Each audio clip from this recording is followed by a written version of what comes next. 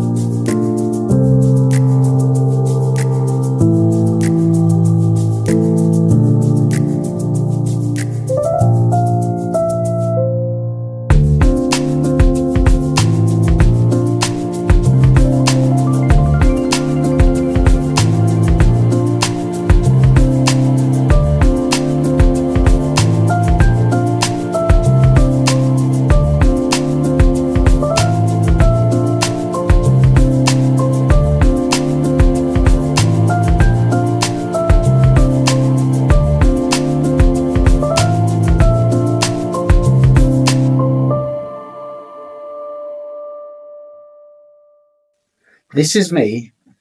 This is a check. This is me posting a check. If any of you watched my Founders Field Notes this week, you would have heard me talking about how one of our customers insists on paying by check, which I then have to post. Do you know what? Making a sort of a day in the life vlog is not as easy as you would think. There's like there's a lot of things to think about, and you're already thinking about your day. So maybe don't get used to this style of content, but a bit of my morning routine. I'm very slow to get started. I think that there's a misconception that in order to run businesses and all that kind of stuff, you have to be this kind of like on the grind at 6 a.m. Like, look, I've never been able to do that. I'm slow to get going, and I tend to have more energy towards the back end of the day. So like I can sit and focus for longer periods at the end of the day, usually when everyone else has finished working. That's how I tend to do it. I also tend to work in sprints. Like I work in like condensed chunks, whereas some people can manage their time and energy over like a full day. That's not really how I do it. I'm very slow to get going, and then I can carve out a chunk in an afternoon or a morning or an evening, and I can do an immense amount in a short period of time. For a long time, I felt bad about the fact that that I couldn't work for like long periods, or I can work for long periods, but that I didn't like to, and I didn't want to, and I wasn't motivated to. And I thought that that was the wrong way to do it. I thought that the way to do it was to like get up and start work at 5:30 and 5:30 a.m. and work all the time until 9 p.m. When I tried to force myself to work the other way, it just never worked. I'd end up doing nothing. And so this way just works much better. When you zoom out as well, I found myself doing that over the years as well. I would have years, like, or a period of like a year where I'd work really hard, and then I'd have another period of like a year where I wouldn't do much. So my life has been kind of like sprint, like stop, sprint, stop. It's just the way my energy goes. I don't know if that's something I need to fix. I don't think I give a shit, just being honest. I still get more done than most, so I'm happy working like that right now. I like a slow morning. Go out and have coffee. I like to get out of the flat and get out and about and have coffee. Like that daily ritual of having a coffee and sitting down having a read is my... I don't do it every day, but it is my sort of daily treat. Honestly, a good cup of coffee is like, it just makes me happy. It's one of my joys in life. To the gym, smash out a workout. I tried to get some footage in the gym today, which I'll be honest, I don't like doing, because there's just something about popping a camera up in the gym, which is, I know, I cringe when I see it, but try to do about 3 days a week. And then I do jiu-jitsu 3 days a week as well. So I'm training 6 days a week with 1 day off. So I train pretty much every day. I always do full body workouts. I don't split up upper lower and all that sort of stuff. I always do full body. Still train heavy, but I don't train too heavy, because obviously I'm doing a lot of jiu-jitsu. I need to be recovered. Like, my interests, I'm just not interested in getting jacked. Do you know what I mean? Like, it used to be like really important to me, but now it's just not. Like, lifting weights now is more about staying healthy and capable for jiu-jitsu, and also like aging well, because I just think if you want to age well, you need to lift some weights, right? Anyway, so and then it was into a meeting, so straight into Skyline stuff. You'll have seen Ben and Simon, where we were having a load of meetings. We're just updating on a load of jobs, because there's so many projects going on. I mean, how many we got at the moment? We got like 1, 2, 3, 4, 5, 6, 7, 8, 9, 10, 11, 12, 13 projects on, or outstanding payments, or starting. So it's quite a lot in the funnel. So we have to try and stay as organized as possible with it. And then it was home for lunch, which I forgot to film, and a shower, and then back here to do a load of emails, which I didn't film because that's boring, and sorting out some money, chasing some money, a couple of phone calls. And now I'm just finishing up here. I think it's about 4 or 5-ish. And so now, like, my sort of second block of the day starts. So I'm going to go home, eat again, and I'm going to do some work from home. So I'll show you a bit of that. So I'll see you back at the ranch.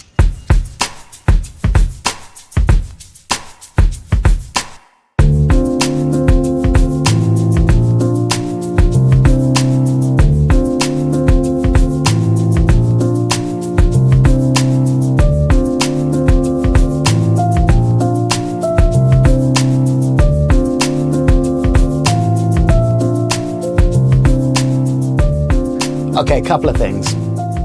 First thing, so I'm working on a presentation for my mastermind on Sunday, and I thought I'd show a little bit how I build presentations, because I do quite a few presentations now, and you'll have seen, if you follow me on Instagram, you'll have seen I put chunks of some of my presentations up there. So if you can see my desktop there, you'll see I've got PowerPoint open. What I actually tend to do is I get a concept for the presentation. By the way, ignore my desk. I know it's untidy. I've got a lot of stuff going on here. But I get a concept for the presentation, and then I open up PowerPoint and I just start throwing down. So you're going to see the skeleton of the presentation here. So like the presentation I'm doing on Sunday, which I'll have done by the time you see this video, because this will go up on Sunday night. Next week's video will be about the mastermind, right? I actually just open up PowerPoint and I start chucking the ideas down. So the next one is, so this presentation is about the 4 pillars of, that I use to sort of like run my life, right? And So there's the first grade. And I just start throwing down my ideas for what I want on each slide or what each section is. So you'll see there's the intro, like the 4 pillars, what they are. Then I sort of like go even into more detail about each individual one. So there's pillar 1, pillar 2, pillar 3, and pillar 4. And I try to include some sort of like piece of knowledge from someone else in each slide. And you can just use OpenAI for that, or ChatGPT. You can go and say, tell it what your slide is. Can you give me a relevant quote for this? And then I'll pick the one that's the most relevant from the person whom I like the most. And then what I do is I use this timer. Like, I'm sure everyone's seen these before, right? So like these timers you get, and then I'll start running through it and practicing it. So I put less time into this than I do timing it and practicing it, because that's how you actually build a real presentation. Otherwise, you end up building all these slides that no one gives a fuck about. And what they really care about is what you're saying and how you're saying it. So when you're doing presentations, this doesn't matter. It shouldn't matter. And you should be able to go without this, so that if your computer fails or the HDMI cord doesn't work, you can go without it. I think that's important. I've never been to a presentation or seen a presentation and been like, oh yeah, wow, the slides were great. If anything, I have been to presentations and there's been like loads of slides with loads of text on them, and I've just been like, fucking come on, man. Like, so I think for this presentation, I've got 7 slides. 7 slides, 4 things to really talk about. And when I practiced it, it was about 30 minutes, which means it'll be about 45 minutes on the day by the time people contribute and stuff. That's how I do presentations, man. I think it's a system that works quite well. At my mastermind events, I got a load of different guys that come who have different businesses. And one of the guys who's attended, a couple of them, his name is Rob, and he has his own watch brand called McQuaid Watches. And I wanted to show, I bought 4 of them for all of my, I bought one for each of my business partners and one for myself. But I thought I would unbox one on camera and show you, because these things are really cool. So when I saw the watch, I was like, oh shit, it's really nice. And it's, to my knowledge and to his, one of the only Damascus steel watches. So let me show you. So it's a McQuaid. It comes with a really nice box. It was part of like a Kickstarter campaign. When he first came to the mastermind, he was just getting started with the Kickstarter campaign. He had one prototype of the watch, but it's been really interesting to follow his journey. But this is the watch, and it's cool, man. Look, each one comes with a little Damascus signature. Let me adjust the camera here. Each watch comes with a little Damascus signature to show like the individuality. This is number 4 of the first 100. And it comes with 2 straps, like, so there's you see in there, there's like a second rubber strap and the little booklet. Put that down. And this is the watch. So that's the watch. So it is very much reminds me of the Rolex Sea Dweller. Obviously this one stopped, it's been set in the box. But look at that, Damascus steel case. It's got this like textile strap and buckle situation, and it's like really nice. I'll show you my one, because I've actually put my one on a NATO strap. So you can see I've put my one on a NATO, and it looks pretty cool, right? Helium escape valve, like, and it's actually got the you can't quite see it because it's on because of my strap, but it's got the exhibition case back. Let me show you that on the other one. There you go. So you can see it's got exhibition case back, so you can see the movement. And I believe it's a Seiko movement, so a solid movement. And man, just a super cool watch. I shouldn't really play with that one because that's not mine. I'll show you this one on, I don't really want to put Ben's one on because it's kind of nice to have a watch that's never been worn, right? This is watch nerd stuff. I realise some of you might not be interested in watches at all, but some of you may be. If you're interested in this, then this will set you back about, I mean, I think that is a cool watch, man. Like, it's a cool watch. It really pops. It's different. You could wear this in London. And do you know what? Like, if I saw someone wearing this, I would straight up, I would ask him, like, what the hell is that? Like, I think it's a super cool watch. So I was really psyched. I was really psyched to get one. So well done, Rob, on the launch of your watch. If you're interested in one of those, I think they run at about 750 or 800 quid. So it's quite affordable for an automatic watch. That's a good solid watch, and it's built for adventure. It's waterproof and all the rest of it. I'll put a link in the description box below. But yeah, check them out, man. McQuaid watches are super cool. Really happy with that. So happy that I bought 4, and all the guys that I've given them to. So I gave one to Kirk, who's my partner in Life Coach, and he's a watch guy like me. Got a couple of Panerais and a few other things, and he was really stoked with it, and he really liked it as well. So it's been, I think Rob's really smashed it. I think he's done really well, and it's been cool to have someone in the group. Obviously, I've got other guys in the group with other businesses, but like to having a watch brand and a watch associated with what we're doing is really cool. So time to eat again. If you're wondering why I got my shirt off, it's because it's really hot today and I just can't be asked to wear a shirt. I actually use a meal prep service. So if you're like me and you live on your own and you don't like cooking, because I don't like cooking, I really suggest a meal prep service, because it saves so much time, and it means that you kind of stick on your diet. Because if I run out of food, what I tend to find myself doing would be like going out for food, spending money, or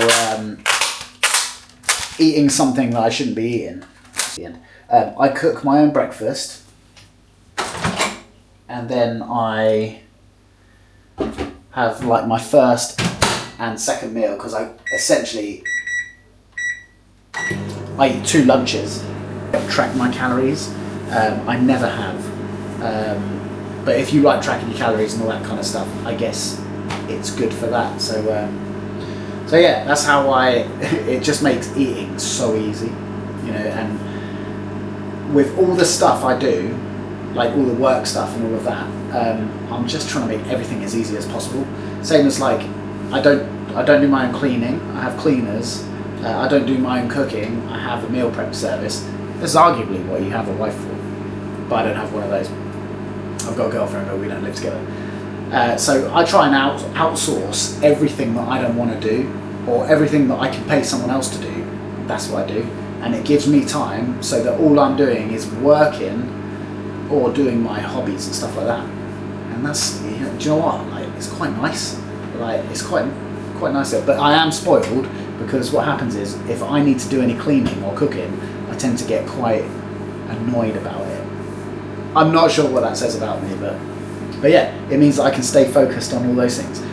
If you're spending a lot, I think if you're spending a lot of time doing things like cooking and cleaning, and but you're also trying to build a business, I don't know, man, that doesn't seem optimal to me. So my attitude is just fucking, if you don't want to do it, pay someone else to.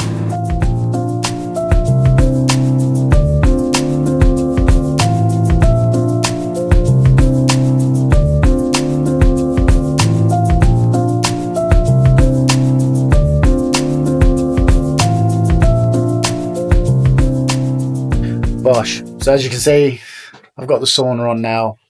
That's the end of the day for me. The sauna, then dinner, and then I'll watch a bit of TV or YouTube or whatever, and that's it. I hope you enjoyed the video. Let me know in the comments below if this is of even of interest, and maybe I'll do more of them. But make sure you leave a thumbs up, make sure you subscribe to the channel, and I'll see you in the next video, which will be on Wednesday, and it will be Founders Field Notes, and hopefully I'll have some good news for you all. So thanks guys, have a great week.